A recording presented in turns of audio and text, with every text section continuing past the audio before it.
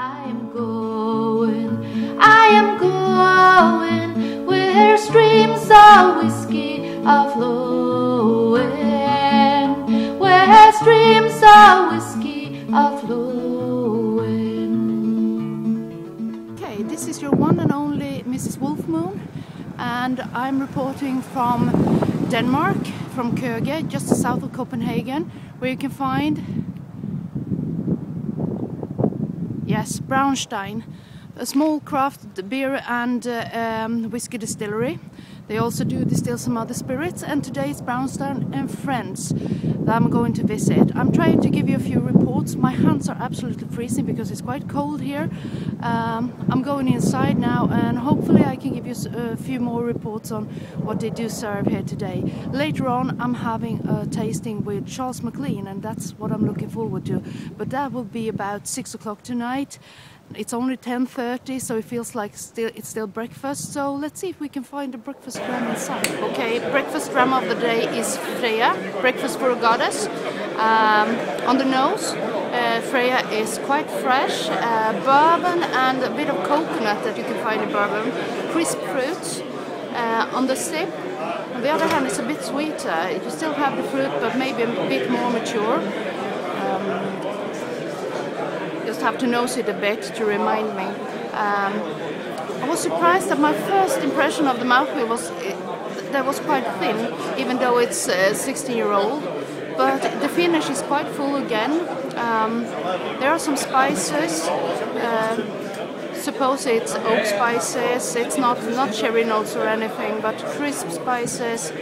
Quite a fresh whiskey, and well, not as sexy as I thought, because I thought Freya would be a very sexy whiskey. This is not so sexy, but the bottle is. So I'm going to try Odin. Maybe he's a bit more for me.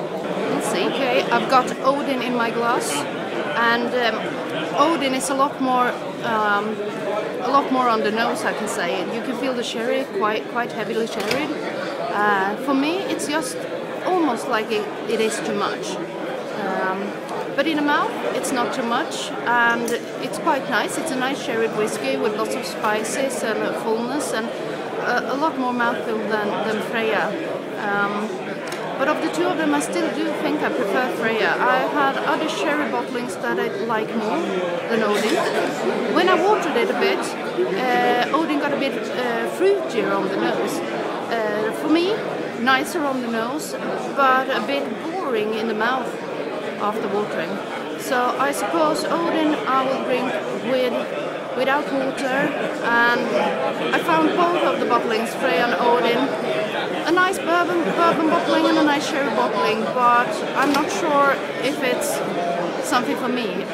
Hopefully we will try the 30-year-old Highland Park later on and see if we can kick some butts, because this is very nice. But I like it when it's a bit crazy. So Highland Park 30-year-old, what a fabulous nose. Wow, it smells like what I say is old whiskey. I have no other word for it. It's a bit waxy and just lovely fruits and sweetness, and even some spices. I haven't sipped it yet, but I'm gonna sip it right now, I think.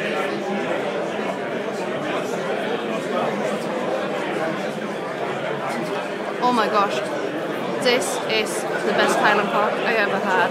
Highland Park 30-year-old original bottling. It's lovely. I do adore it. This is a bottle that I really could buy. I don't care about the Valhalla series, even though I'm Swedish and I'm a Viking in my blood, but this is so nice. This is the best Highland Park. I'm standing in the corner with Tomatin. Just tried the new one, cask strength Tomatin. I think it's an OH statement. Lots of sherry, a bit of sulfur in it. I do like it. It's just maybe I don't like it, or I do like it, or I don't, and I do. It was quite nice. Yeah, I think I like it.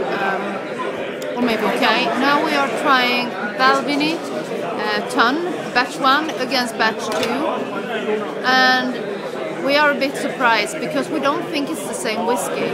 Batch 1 is so nice. You have the nose of the old whiskey. It's so sweet and it's lovely. And then you have the batch 2, and the batch 2 is not the same whiskey at all. It's so different, more woody and not as complex as the first one. So in a way, it's a way to fool us. If we like batch 1, you will not like the batch 2. Everybody says the 14, well, what's it called? 1409, no, the 41 anyway, is better. But the 1509, the first batch is lovely, the second batch is almost time for the tasting with Charles McLean. There's a lot of people here, and the sound is quite high. We're going to try some Danish whiskey. Let's see if you can see.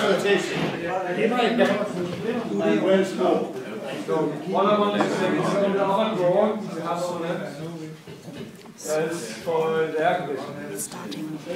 Charlie was in the book called Danish Whiskey, Dansk Whiskey, Whiskey på Dansk, which was a book published by Politiken, a famous place in Denmark. Yeah. So, yeah.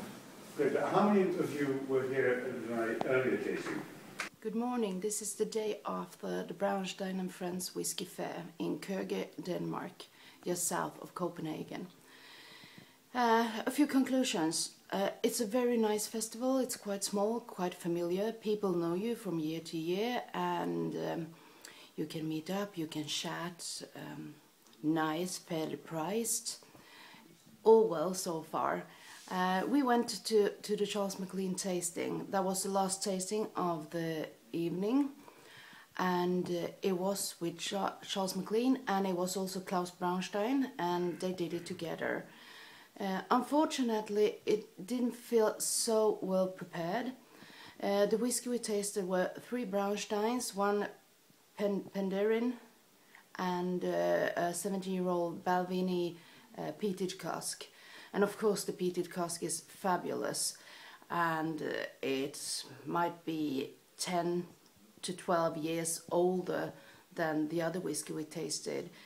But the Braunstein Calvados finish from this year, 2015, stood up very well, and the peated Danica also very, very nice, one of my favorites. I tried it a few weeks ago and never tried it before, and I really adored it, and I did adore it again, so that was very nice. Unfortunately, the tasting didn't give me so much. Charles McLean was a bit, as he said, he'd been doing tastings all day, and they weren't that well prepared. It was nice to meet him and to see him in action, but I don't think that this tasting was, you know, typical his tastings. Maybe I need to see him in another forum, not like the last tasting in a fair when he's been working all day and maybe drinking all day as well. So that was a bit of a disappointment, but all in all it is a really nice small whiskey festival the south of Denmark. So please, if you're in the area or actually book a trip to Copenhagen and Køge next year in October, look at their website, search for Braunstein, or I think it's called Whiskey Direct or something. So yeah, look for it anyway on the web pages. Maybe I can find address to put, you know, down here. It's a nice festival. It's familiar. You can talk to a lot of people and speak English, because Danish is really hard to understand. So hope to meet you there next year, because I will surely try to be here for the next Braunstein Friends Festival. I am going where streams of whiskey are flowing, where streams of